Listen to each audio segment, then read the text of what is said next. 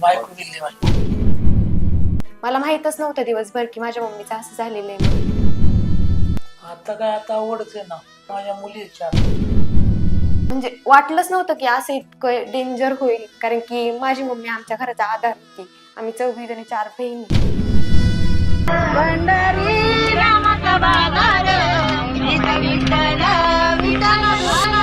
आनंदात विठ्ठलाची भजनं गात सुरू असलेला प्रवास. एक नागमोडी वळण आणि अनेकांच्या आयुष्याचा ऱ्हास. खेड तालुका या ठिकाणी देवदर्शनासाठी निघालेल्या महिलांच्या गाडीचा भीषण अपघात झालेला आहे.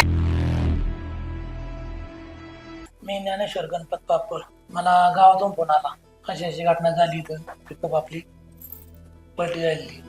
दवाखान्यात डॉक्टरांनी चेक करायच्या अगोदर सांगितलं की नाही म्हणून. आता काय आता आवडच आहे ना बायको दिली माझी. माझ्या मुली 4.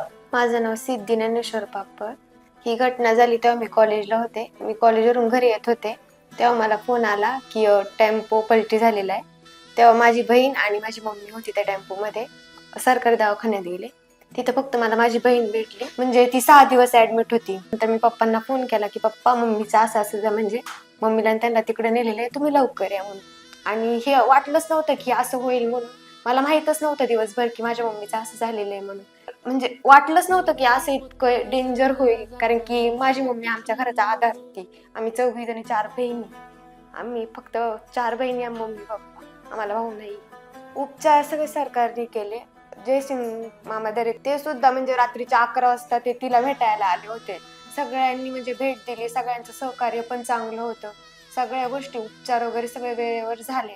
तेच म्हणजे ती आज आमच्या समोर सुखरूप आहे.